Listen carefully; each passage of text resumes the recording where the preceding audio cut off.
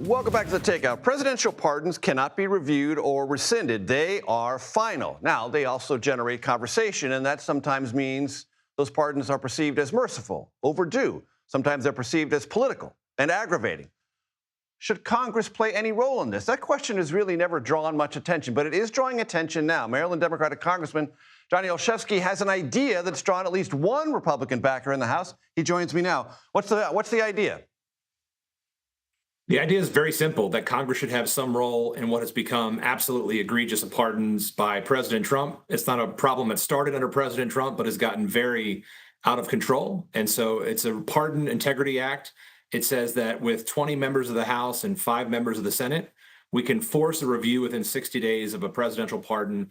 And with 2/3 of a majority of both houses, we can overturn it. This is not a piece of legislation. It's a constitutional amendment, because you'd have to change the Constitution, would you not? Absolutely. And I came to Congress starting my career as an American government and American history teacher. And I never thought in a million years we'd be talking about the need to reform the pardon power, which is absolute, as you pointed out. We've seen Juan Orlando Hernandez, pardoned by President Trump, put 4.5 billion doses of cocaine on the streets of America. We've seen CZ, the crypto con man, who put in over 80% of investment into Trump's cryptocurrency, be pardoned. We saw someone put $2 million into a MAGA PAC be pardoned by President Trump. We've seen NFL players, it's the wealthy, it's the well-connected, who are all getting off while the average person is left behind. I think it's wrong. I'm honored to have Don Bacon, a Republican from Nebraska, join our efforts. So this is a bipartisan issue. Again, hasn't started with Donald Trump, but it has gotten so egregious under his presidency that we have to do something here. And I think this is a reasonable check that we can put forward for Congress and for America. Did you find any of President Biden's pardons galling? Look, you can look no further than the pardon of Hunter Biden, who went through the legislative process, who went through the judicial process, was found guilty by a jury of his own peers, just as many of the individuals who stormed the Capitol on January 6th were. We actually saw one of those individuals of the 1,500 that Trump pardoned was found guilty of a child sexual offense recently. So, yeah, this is not just a President Trump problem. It has gotten especially egregious. There's now a pardon shopping industry where those connected to lobbyists close to the president are paying upwards of $1 million for pardons. And so, yeah, this has gotten really bad. I never thought that, again, this would be something I would be talking about as a member of Congress, but here we are. And I think it's really important that we put these guardrails in, not just to stop President Trump and his egregious pardons, but to do so for presidents to come.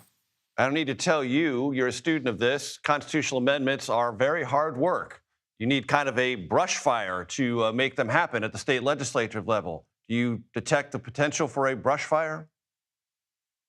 Well, in the hyper-partisan environment that we're living in, having a Republican step forward and say this is the right thing to do alongside what I propose is an important first step. This is a conversation that's really important that we have. I think that the individuals across America who are looking at this and hopefully examining the proposal are saying, look, I can't get a pardon for the most basic of things in my life. Why are the wealthy and well-connected getting away with this? And so I look forward to opening this up now that Representative Bacon and I have put this in, opening it up to our colleagues, Democrats and Republicans alike, to say enough is enough on some of these awful pardons, the Hernandez pardon, the CZ pardon, pardoning the January 6 rioters, again, to go on and commit more crimes. There are places where I think that we can come together as Americans and say enough is enough. And I look forward to having those conversations and starting that brush fire. Putting forward a counter argument, could it not be said what we need is better presidents, not a better process? And just trust that. Look, I'll leave that to the voters in terms of who we elect. But what's been made clear is that the abuses of the pardon have gotten worse over time. And I think we are now at a point where it is completely unacceptable what President Trump is doing with his abuses. It's one of the few places in the Constitution where after the adjudication of a court proceeding, there is absolutely no opportunity for intervention by either the judicial or the legislative branch. We have checks and balances in almost every other part of our Constitution, of our system of governance. And that's part of why the framers said we can amend the Constitution when things go wrong and we're not addressing the moral character that we'd like to see from our leaders, that we have a chance to change that and have our other elected officials step in and do something. And that's what we're trying to do here. One other topic, we have a very partial government shutdown dealing with DHS funding. Most Americans are not noticing it because 95% of DHS employees, as you well know, are essential, meaning they're working and soon will be working without a paycheck. When does this end? How does it end? Well, what I can tell you is if Republicans in Congress would join Democrats, who I think are asking for very reasonable reforms as it relates to ICE's lawless and unconstitutional activities, we could end the shutdown tomorrow. Before I came to Congress, I led a large local government, which included almost 2,000 sworn officers who do incredible work day in and day out. But we had a lot of the reforms. It was common practice. It was best practice. Body cameras, de-escalation, not conducting law enforcement activities in safe spaces like schools and churches. And so I don't think that anything that's being asked for is out of the ordinary. In fact, it's best practice in law enforcement. And so I'd hope that my Republican colleagues can join us in demanding that we support these reforms that Americans overwhelmingly support. If we can put some check on ICE and their out of control behavior, put some sort of common sense guardrails in place, we can get this government completely reopened.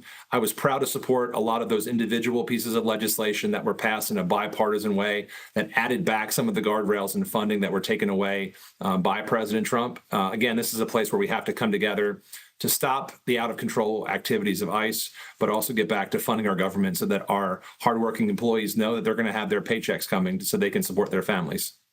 Friends call him Johnny O. Here we call him Congressman Johnny Olszewski. I appreciate the time, Congressman. Thanks very much. Always a pleasure. Thanks.